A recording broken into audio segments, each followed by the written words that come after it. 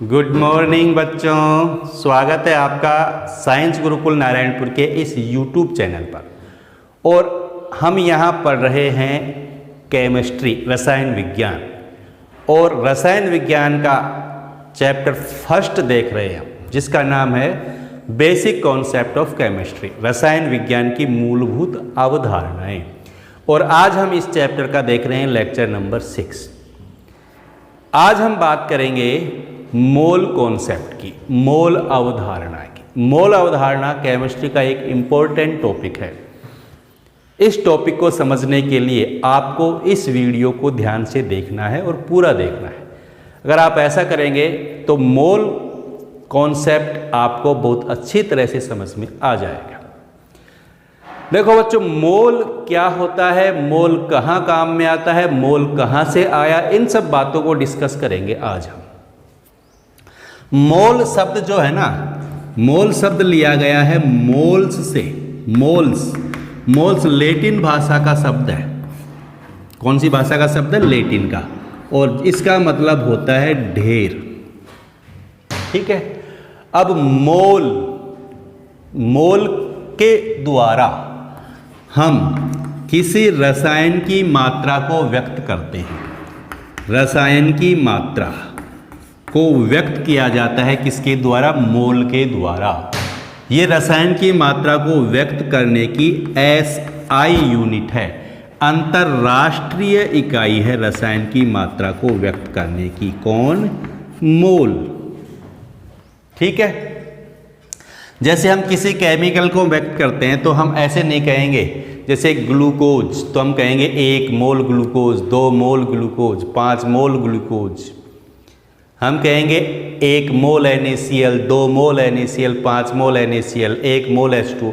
जब हम केमिस्ट्री में बात करेंगे ना तो पदार्थ की मात्रा को मोल से निरूपित करेंगे।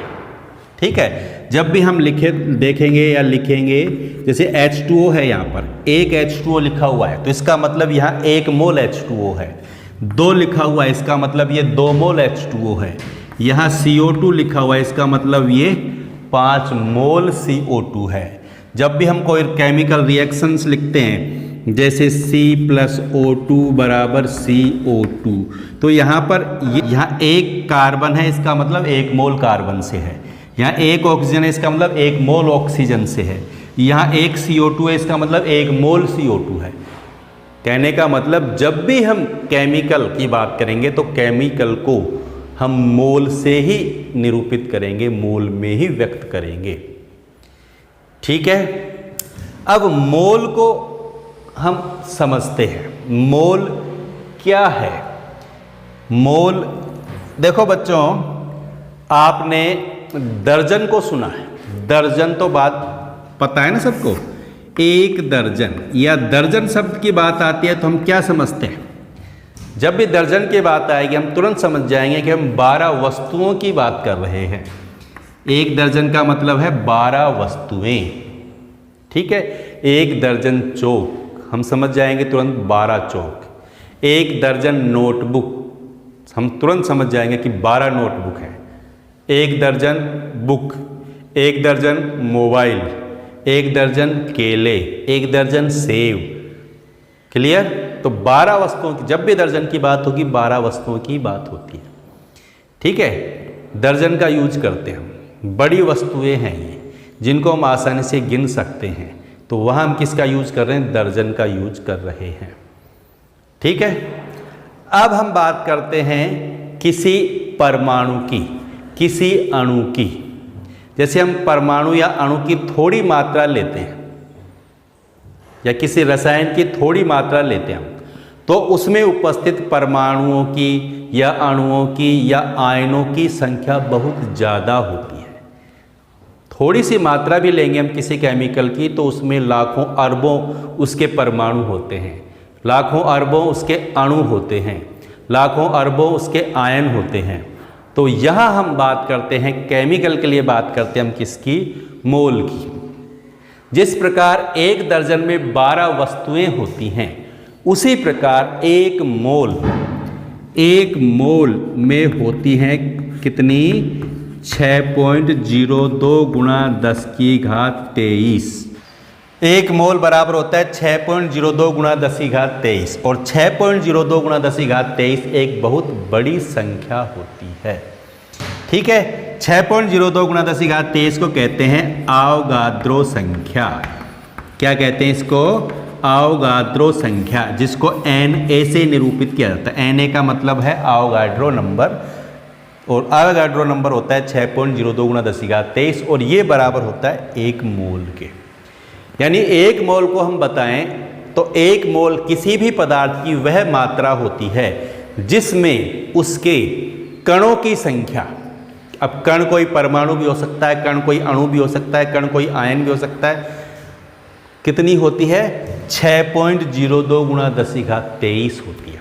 ठीक है, तो हम तुरंत समझाएंगे 1 मोल पदार्थ की वह मात्रा है जिसमें इतने परमाणु, अणु या आयन होते हैं।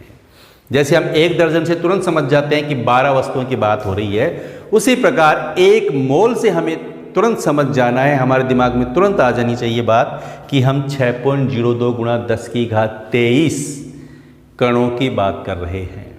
ठीक है, मोल का यूज करते हैं रसायनों के लिए, रासायनिक पदार्थों के लिए। अगर हम बात करें बड़ी वस्तुओं के लिए मोल का यूज लें बड़ी वस्तुओं में, तो यह इतनी बड़ी संख्या है कि इतनी वस्तुएं हमारी प्रकृति में उपलब्ध नहीं होंगी।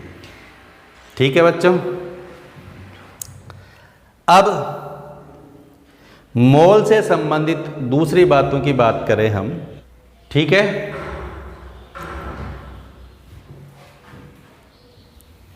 एक मोल का मतलब क्या देखा हमने? 1 मोल बराबर 6.02 गुणा 10⁻23। ठीक है, जैसे हम देखें 1 मोल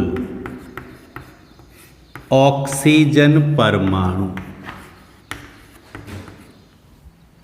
का मतलब कितने ऑक्सीजन के परमाणु हो जाएंगे? 6.02 गुणा 10⁻23 ऑक्सीजन परमाणु। ठीक है, 1 मोल नाइट्रोजन परमाणु,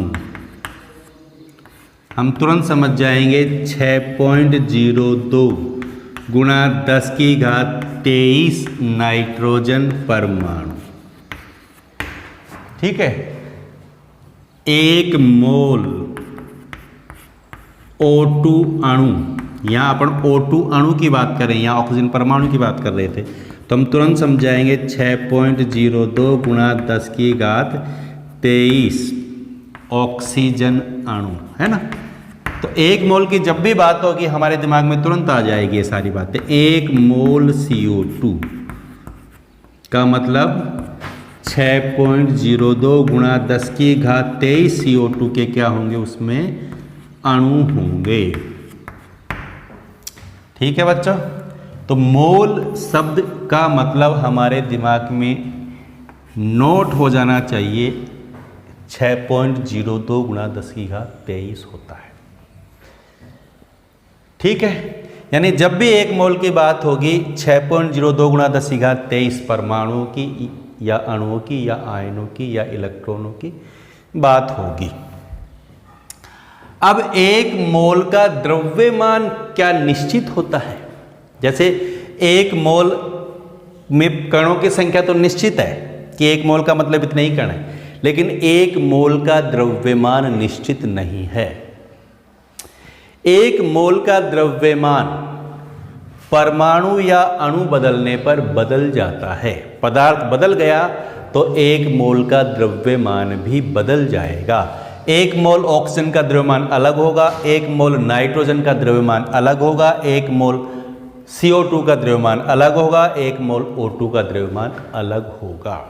ठीक है, मोल का मतलब संख्या तो 6.02 गुणा 10⁻23 ही रहेगी, लेकिन द्रव्यमान अलग अलग होगा। चलो इसको हम समझते हैं। जैसे 1 दर्जन, क्या 1 दर्जन वस्तुएं हैं हमारे पास? क्या सभी? जैसे 1 दर्जन चौक है हमारे पास और 1 दर्जन हमारे पास केले हैं, क्या इनका वजन बराबर होगा? 1 दर्जन चौक का वजन और 1 दर्जन केलों का वजन बराबर होगा क्या? नहीं होगा। आप कहोगे सर चौक 1 दर्जन तो हल्के होंगे, केले 1 दर्जन ज़्यादा भारी होंगे। नहीं होता है ना, 1 दर्जन पेन और 1 दर्जन बुक, क्या इनका वजन बराबर होगा? 1 दर्जन पेन का वजन अलग होगा, 1 दर्जन बुक का वेट देखेंगे तो अलग होगा। ठीक है ना।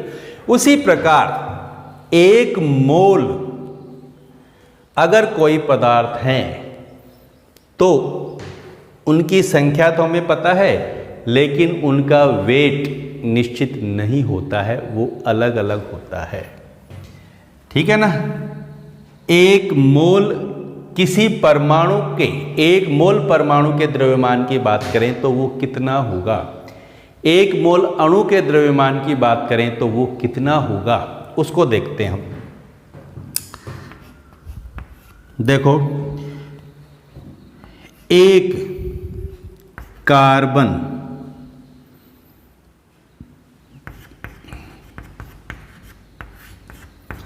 परमाणु का द्रव्यमान, 1 कार्बन परमाणु का द्रव्यमान कितना होता है? हम एक एग्जाम्पल लेके चल रहे हैं। 1 कार्बन परमाणु का द्रव्यमान कितना होता है? देखो, हमें पता कार्बन सामान्य कितना होता है? 12। हम कार्बन 12 की बात करें तो कार्बन का परमाणु द्रव्यमान 12 है। कितना है? 12। और 12 क्या? AMU। पिछले लेक्चर में, लेक्चर नंबर 5 में हमने परमाणु द्रव्यमान की बात की थी, आणविक द्रव्यमान की बात की थी। तो परमाणुविक द्रव्यमान और आणविक द्रव्यमान आपको बहुत अच्छी तरह समझ में आएगा अगर आपने लेक्चर नंबर 5 देखा है। नहीं देखा है तो आपको उसे देखना चाहिए। देखो, कार्बन का परमाणु द्रव्यमान 12 है। ठीक है। अब 1 कार्बन परमाणु का द्रव्यमान है 12 AMU। AMU atomic mass unit, जो परमाणुविक द्रव्यमान की क्या है? इकाई। और 1 AMU कितना होता है? हमने जो बात की है पिछले वीडियो में देखा है, 1 AMU बराबर होता है कितना? 1.66 गुणा 10 की घात -24 ग्राम। यही होता है ना। तो 1 कार्बन परमाणु को ग्राम में कन्वर्ट करें तो 12 गुणा 1.66 गुणा 10 की घात -24 क्या आ जाएगा? ग्राम। ठीक है। अगर 1 मोल कार्बन के द्रव्यमान की बात करते हैं, 1 मोल कार्बन का द्रव्यमान कितना होगा? 1 मोल कार्बन परमाणु का द्रव्यमान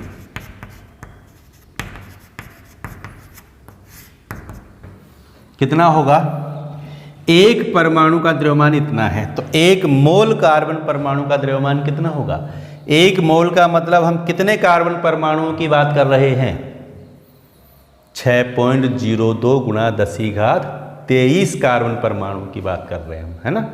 तो 1 मोल कार्बन परमाणु का मतलब है 12 गुणा 1.66 गुणा 10 की घात -24। ठीक। और कितने से गुणा कर देंगे इसको? 6.02 गुणा 10 की घात -23 से गुणा कर देंगे। समझ गए बच्चों? अब इनको गुणा करेंगे तो गुणा करने पर देखो, ये जो नंबर है और ये जो नंबर है इसका गुणा 1 के बराबर आता है। यानी 1 मोल कार्बन परमाणु का द्रव्यमान कितना आ जाएगा? 12 ग्राम। इस नंबर और इस नंबर का गुणा करके देखेंगे तो 1 ही आएगा, यानी इसका आंसर आ जाएगा 12 ग्राम। गुणा कर दिया तो 12 ग्राम आया। ठीक। तो 1 मोल कार्बन परमाणु का द्रव्यमान कितना आया? 12 ग्राम। और 1 कार्बन परमाणु का द्रव्यमान कितना है? 12 AMU। यानी ये नंबर 12 ही यहाँ पर है और 12 ही यहाँ पर है, केवल यूनिट चेंज हुई है। यहाँ AMU है, यहाँ ग्राम में है। इसको बोलते हैं मोलर द्रव्यमान। 1 मोल का जो द्रव्यमान है वो क्या कहलाता है? मोलर द्रव्यमान। ठीक है। तो 1 मोल कार्बन परमाणु का द्रव्यमान 12 ग्राम आया। 1 कार्बन परमाणु का द्रव्यमान 12 AMU है, यानी नंबर तो वो ही है, केवल यूनिट चेंज हुई है। और जब ग्राम में किसी परमाणु द्रव्यमान को व्यक्त करते हैं हम, तो उसको बोलते हैं ग्राम परमाणु द्रव्यमान। क्या बोलते हैं उसको? ग्राम परमाणु द्रव्यमान। यानी 1 मोल कार्बन परमाणु का द्रव्यमान 12 ग्राम है, तो हम कह सकते हैं कि किसी भी परमाणु का जो द्रव्यमान होता है, 1 मोल परमाणु का जो द्रव्यमान होता है,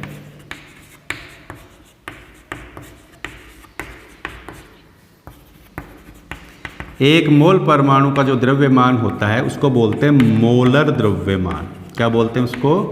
मोलर द्रव्यमान। और ये किसके बराबर होता है? ग्राम परमाणु द्रव्यमान के। किसके बराबर होता है? ग्राम परमाणु द्रव्यमान के। किसी भी परमाणु के द्रव्यमान को ग्राम में लिख देंगे हम। समझ में आ गई होगी बात आपको? जैसे यहाँ परमाणु का द्रव्यमान AMU में है, यहाँ ग्राम में। ग्राम में कब चेंज हुआ? जब उसको हमने मोल में कन्वर्ट किया। तो 1 मोल का जब भी द्रव्यमान आएगा ना, उतना ही होगा जितना उसका परमाणु द्रव्यमान है, लेकिन वो किस में होगा? ग्राम में। तो यहीं से बात समझ में आई हमारे कि 1 मोल परमाणु का द्रव्यमान यानी उसका मोलर द्रव्यमान उसके ग्राम परमाणु द्रव्यमान के बराबर होगा हमेशा। इसी प्रकार 1 मोल अणु का जो द्रव्यमान, अगर अणु है कोई, तो वो किसके बराबर होगा? वो भी उसके ग्राम आणविक द्रव्यमान के बराबर होगा। किसके बराबर होगा? ग्राम आणविक द्रव्यमान के बराबर। ग्राम परमाणु द्रव्यमान, ग्राम आणविक द्रव्यमान, इन सबको हम समझ चुके हैं लेक्चर नंबर 5 के अंदर। तो हमें बस ये बात यहाँ ध्यान रखनी है, ये बात हमें नोट करनी है कि किसी भी परमाणु के 1 मोल का द्रव्यमान उसके ग्राम परमाणु द्रव्यमान के होता है, और किसी भी अणु के 1 मोल का द्रव्यमान उसके ग्राम आणविक द्रव्यमान के बराबर होता है।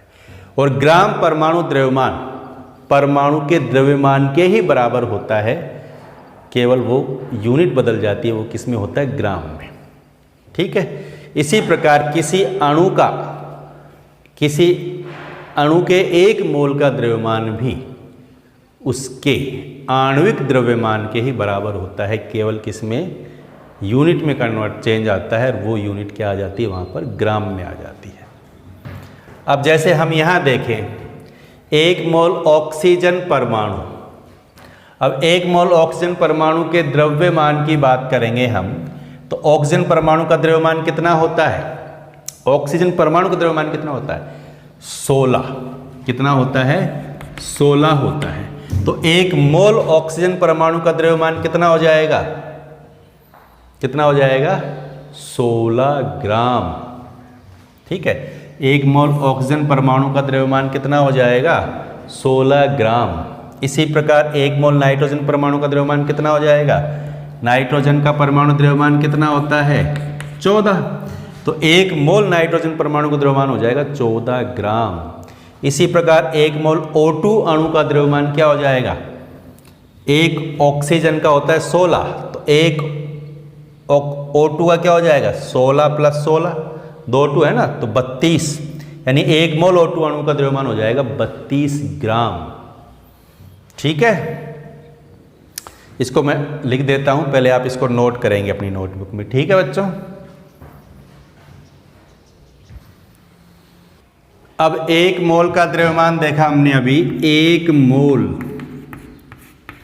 ऑक्सीजन परमाणु का द्रव्यमान क्या हो जाएगा?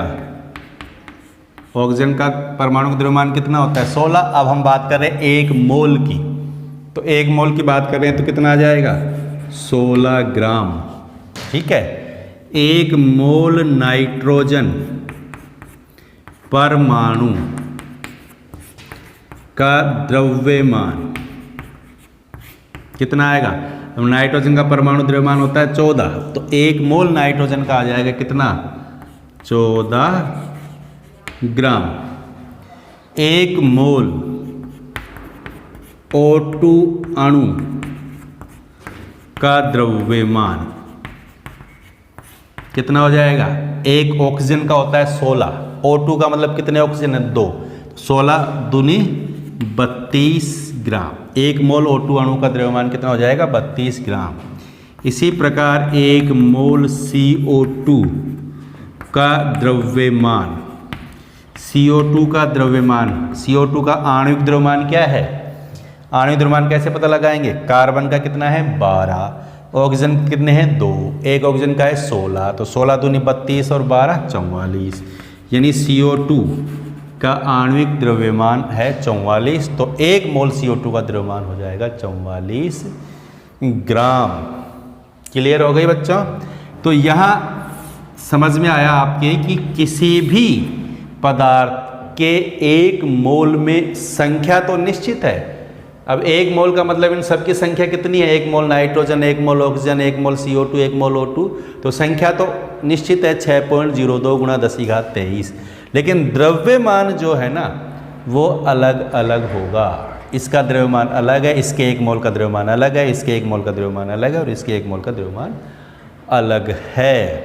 क्यों अलग है ये समझ में आ गया आपको? ठीक है। अब आगे देखें हम,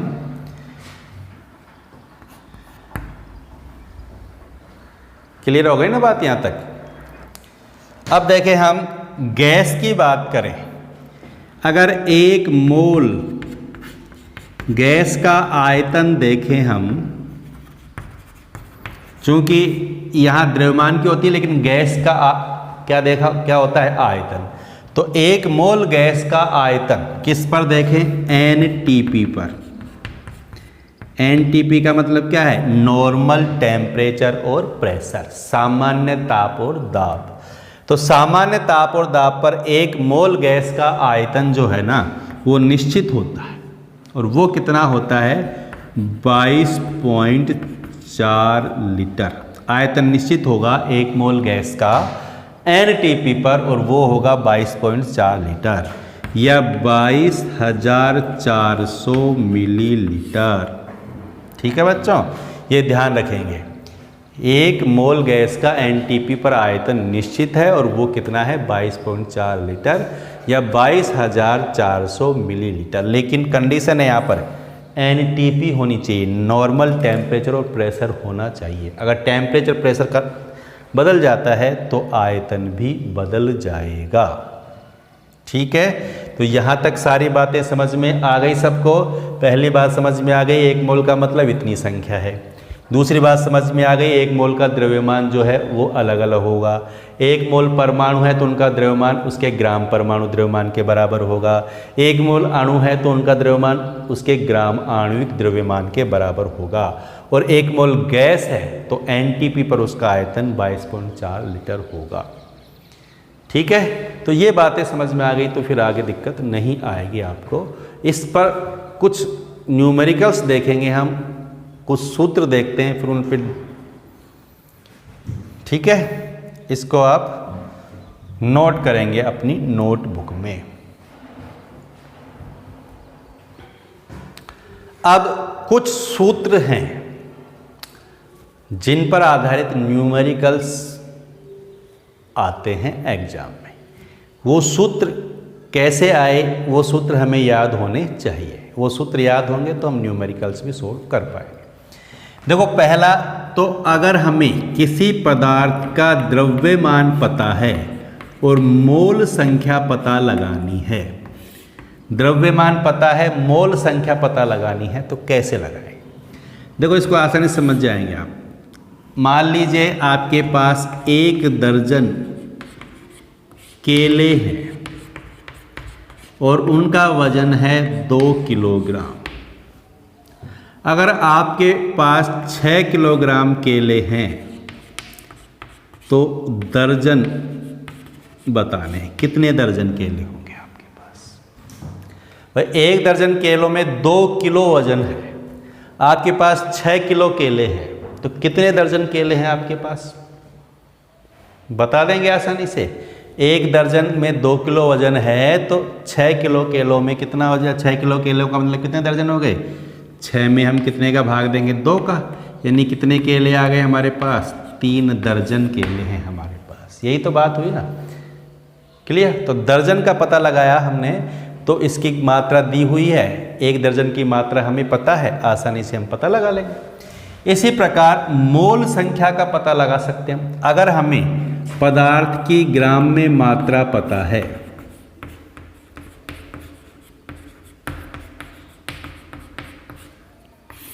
अगर हमें पदार्थ की ग्राम में मात्रा पता है तो मोल संख्या पता लगाएंगे। कैसे? पदार्थ की ग्राम में मात्रा में भाग देंगे किसका? 1 मोल के द्रव्यमान का। और 1 मोल का द्रव्यमान कितना होता है?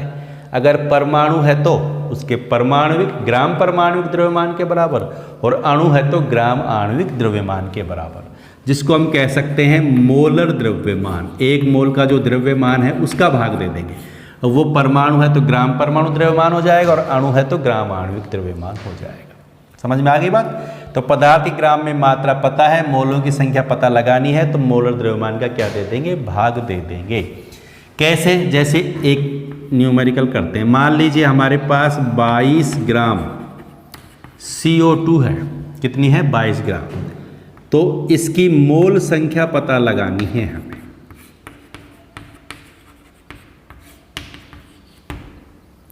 बाईस ग्राम CO2 की क्या पता लगाओ? मोल संख्या पता लगाओ। कैसे पता लगाएंगे? मोल संख्या पता लगाने का हमारे पास फॉर्मूला है। पदार्थ की ग्राम में मात्रा दे रखी है 22 ग्राम, इसका मोलर द्रव्यमान यानी इसका आणविक द्रव्यमान क्या होगा CO2 का, वो देख लेंगे हम। CO2 का आणविक द्रव्यमान या CO2 का जो आणविक द्रव्यमान है वही क्या है? इसका मोलर द्रव्यमान। और आणविक द्रव्यमान किस में है? ग्राम में। ठीक। कार्बन का कितना होता है? 12। ऑक्सीजन का कितना होता है? 16। 16 दूनी 32, कितना आएगा? 44 ग्राम। ठीक। तो CO2 का मोलर द्रव्यमान है 44 ग्राम। तो मोल संख्या क्या हो जाएगी? CO2 का जो द्रव्यमान दिया हुआ है 22, उसमें उसका जो मोलर द्रव्यमान है 44, उसका दे दो भाग, तो क्या आ जाएगा? 22 दूनी 44 यानी 1/2 मोल। समझ में आ गई बच्चों? तो इस तरह हम मोल संख्या पता लगा लें। किसी का भी पता लगा सकते हैं हम मोल संख्या। जैसे H2O है, H2O की मात्रा दे दी, कितनी है? 36 ग्राम। तो मोल संख्या पता लगाओ। लगा देंगे। H2O का द्रव्यमान कितना दिया हुआ है? 36। तो H2O का अणुभार यानी मोलर द्रव्यमान क्या है?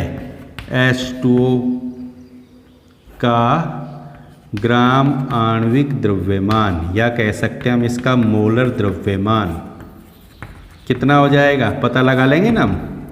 हाइड्रोजन परमाणु का द्रव्यमान कितना होता है? 1। ऑक्सीजन का कितना है? 16। तो हाइड्रोजन का एक कितने हाइड्रोजन है यहाँ पर? 2। तो 2, 1 का 1 है, 2 हाइड्रोजन है तो 2, और ऑक्सीजन का कितना होता है? 16। तो कितना हो जाएगा?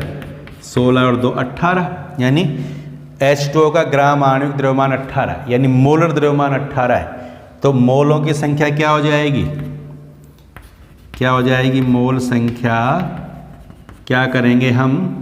ये 36 में किसका भाग दे देंगे? 18 का। तो कितना आ जाएगा? 2 मोल। समझ में आ गई बच्चों? तो इस तरह हम मोल संख्या पता लगा सकते हैं अगर हमें ग्राम में मात्रा पता है तो। बिल्कुल सरल बात है, बिल्कुल सिंपल बात है। ठीक है, तो नोट करेंगे इसको।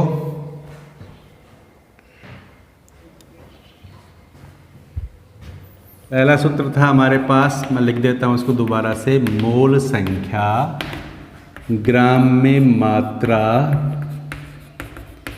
किसी भी पदार्थ की बटा मोलर द्रव्यमान। अब दूसरी बात, मोल संख्या लगाने का ही दूसरा सूत्र है मोल संख्या पता लगाने का। अब इसको देखो, पहले दर्जन को, फिर वहाँ चलते हैं। हमारे पास 48 केले हैं, तो बताओ कितने दर्जन केले? 48 केले हैं तो कितने दर्जन केले हैं हमारे पास? एक दर्जन का मतलब कितने होते हैं? 12। तो 48 का मतलब कितने दर्जन हो गए? 48 में कितने का भाग दोगे? 12 का। कितने आएंगे? 4 दर्जन। ठीक है ना। यहाँ केलों की संख्या दे रखी है, दर्जन पूछ रहा है, तो एक दर्जन में जितने केले हैं उसका हमने दे दिया भाग। तो पता लग गया। इसी प्रकार अगर हमें मोल संख्या पूछता है और हमें कणों की संख्या दी हुई है, परमाणुओं की संख्या दी हुई है या अणुओं की संख्या दी हुई है और पूछा जाए कि उसके कितने मोल हैं, तो क्या करेंगे हम। जिस प्रकार 1 दर्जन में 12 का भाग दिया, 1 दर्जन जैसे दर्जन पता लगाने के लिए हमने 12 का भाग दिया, उसी प्रकार मोल पता लगाने के लिए हम किसका भाग देंगे, अवोगाद्रो संख्या का 6.02 गुणा 10⁻23 का क्या दे देंगे, भाग दे देंगे। यानी मोल संख्या, कणों की संख्या अगर दी हुई है, कणों की संख्या अगर पता है तो कणों की संख्या बटा क्या 6.02 गुणा 10⁻23 तो आ जाएगी हमारे पास मोल संख्या। क्लियर हो गई बात। मोलों की संख्या पता लगानी है, कणों की संख्या दी हुई है तो 6.02 गुणा 10⁻23 से क्या कर दो, डिवाइड कर दो, आ जाएगी मोलों की संख्या। तीसरी बात, अगर हमें कणों की संख्या पता लगानी है, कणों की संख्या, कणों का मतलब यहाँ परमाणु से, अणु से या आयनों से है, ठीक है। अब देखो जैसे हमारे पास 5 दर्जन केले हैं, तो कितने केले हैं हमारे पास, क्या करेंगे, 5 को 12 से गुणा कर देंगे, क्योंकि 1 दर्जन में 12 होते हैं तो 12 से गुणा कर देंगे तो 12 पंजे 60, यानी 60 केले हैं हमारे पास। ऐसा ही करेंगे ना। इसी प्रकार हमें कणों की संख्या पता लगानी है और मोल संख्या हमें पता है। तो मोल संख्या पता है तो हम किससे गुणा कर देंगे इसको, 6.02 गुणा 10⁻23। तो कणों की संख्या पता लगाने का सूत्र हो गया हमारे पास, मोल संख्या गुणा कर देंगे 6.02 गुणा 10⁻23 से। ठीक है बच्चों, ठीक है। अब देखो मान लीजिए आपके पास, अब ये ही क्वेश्चन मैं दोबारा आपसे करता हूं। 1 दर्जन केले आपके पास और इनका वजन कितना है, 2 किलो, और सभी केलों का साइज समान है, और मैं आपसे पूछूं कि एक केले का वजन बताइए कितना होगा। दोबारा क्वेश्चन को सुनेंगे। 1 दर्जन केले आपके पास हैं और इनका वजन आपने देखा 2 किलो आया। केले सारे एक ही साइज के हैं, तो एक केले का वजन क्या होगा, कैसे पता लगाएंगे। हमारे पास 2 किलो केले हैं, ठीक, और केले कितने हैं, 1 दर्जन। तो एक केले का वजन पता लगाने के लिए क्या करेंगे आप, 12 का भाग देंगे ना उसमें। एक केले का वजन पता लगाना है तो 12 का भाग देंगे। 1 दर्जन केलों का वजन पता है, एक केले का वजन पता लगाना है तो 2/12। सिंपल बात है। इसी प्रकार अगर हमें एक परमाणु का या एक अणु का द्रव्यमान पता लगाना है तो कैसे लगाएंगे। एक परमाणु का द्रव्यमान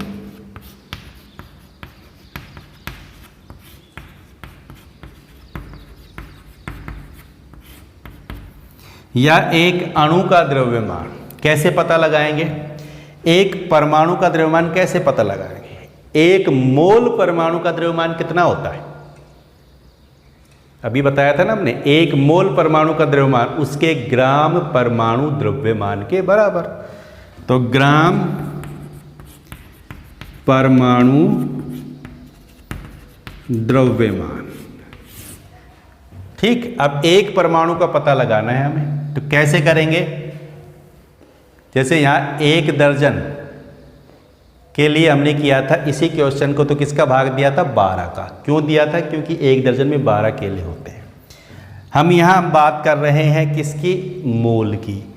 एक परमाणु का द्रव्यमान पता है, ग्राम परमाणु द्रव्यमान होता है 1 मोल के द्रव्यमान के बराबर। तो हम यहाँ किसका भाग देंगे, 6.02 गुणा 10⁻23 का। ये याद होना चाहिए आपका फॉर्मूला, ठीक है। ग्राम परमाणु द्रव्यमान में 6.02 गुणा 10⁻23 का भाग दे देंगे तो एक परमाणु का द्रव्यमान हमारे पास आ जाएगा। इसी प्रकार एक अणु का द्रव्यमान पता लगाना है तो परमाणु की जगह क्या हो जाएगा, अणु हो जाएगा। एक अणु का द्रव्यमान बराबर हो जाएगा किसके, ग्राम आणविक द्रव्यमान बटा 6.02 गुणा 10 की घात 23। क्लियर हो गई बच्चों।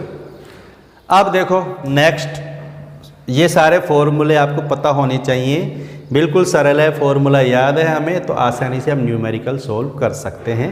फॉर्मूला कैसे आया ये भी आपको क्लियर हो जाना चाहिए। ठीक है, अब हमने देखा 1 मोल गैस का एनटीपी पर आयतन देखा हमने, कितना आया 22.4 लीटर पढ़ा है ना हमने। अगर हमें गैस का आयतन पता है और मोलों की संख्या हमें पता लगानी है, गैस की मोल संख्या हमें पता लगानी है, अगर उसका एनटीपी पर आयतन पता है तो, एनटीपी पर आयतन पता है और गैस की मोल संख्या पता लगाएंगे तो क्या करेंगे, एनटीपी पर गैस का जो आयतन है उसमें किसका भाग देंगे, 22.4 लीटर का। अगर ये आयतन लीटर में है तो, अगर ये मिलीलीटर में है तो हम मिलीलीटर यानी 22,400 ml का भाग देंगे, ऊपर नीचे इकाई सेम रखेंगे। ठीक है बच्चों, समझ में आ गई बात। 1 मोल गैस का एनटीपी पर आयतन होता है 22.4 लीटर। अगर हमें गैस का आयतन पता है, मोलों की संख्या पता लगानी हमें, तो उसका एनटीपी पर जो भी आयतन है उसमें 22.4 का क्या दे देंगे, भाग दे देंगे, 22.4 से डिवाइड कर देंगे। ठीक, कोई दिक्कत नहीं है। और अणुओं की संख्या पूछता है तो इसके लिए हमने सूत्र बता ही दिया। अणुओं की संख्या पूछता है तो क्या करेंगे, हम मोल संख्या को 6.02 गुणा 10 की घात 23 से गुणा कर देंगे। ठीक, इस फॉर्मूले से हम पता लगाएंगे मोलों की संख्या। ये 3 फॉर्मूले हैं। यहाँ गैस की मोल संख्या पता लगाएंगे, यहाँ कणों की संख्या पता है तो मोल संख्या पता लगा लेंगे, ग्राम में मात्रा पता है तो मोल संख्या पता लगा लेंगे। अगर हमें कणों की संख्या पता है तो मोल संख्या को गुणा कर देंगे 6.02 गुणा 10 की घात 23 से, तो आ जाएगी हमारे पास कणों की संख्या। ठीक है, इन सभी पर आधारित न्यूमेरिकल्स को हम सोल्व करेंगे। आज अगर हम न्यूमेरिकल सोल्व करेंगे तो न्यूमेरिकल्स सोल्व करने पर हमारा ये जो वीडियो है थोड़ा ज़्यादा लंबा हो जाएगा, इसलिए हम न्यूमेरिकल सोल्व करने के लिए नेक्स्ट लेक्चर की तरफ जाएंगे। अगला वीडियो जो हम देखेंगे उसमें मोल कॉन्सेप्ट पर आधारित न्यूमेरिकल्स ही होंगे। वह हम लगभग 10-15 के आसपास न्यूमेरिकल सोल्व करेंगे। तो आपको आज का ये वीडियो पूरा देख करके और ये सारे सूत्र अपनी नोटबुक में नोट करने हैं और इनको ध्यान में रखना है। पिछले वीडियो से पहले ये लेक्चर बिल्कुल आपके समझ में आना चाहिए, ये टॉपिक बिल्कुल आपके समझ में आ जाना चाहिए, ये याद भी हो जाना चाहिए। अगर ये आपके समझ में आ गया, ये याद हो गया, तो आगे जब हम न्यूमेरिकल्स करेंगे तो वो आसानी से आपको समझ में आ जाएंगे। ठीक है, तो वीडियो को पूरा देखना है, लगातार देखना है, नियमित देखना है। ठीक है बच्चों, और जिसने अभी भी चैनल को सब्सक्राइब नहीं किया है उसे चैनल को सब्सक्राइब करना है, लाइक भी करना है और शेयर भी करना है।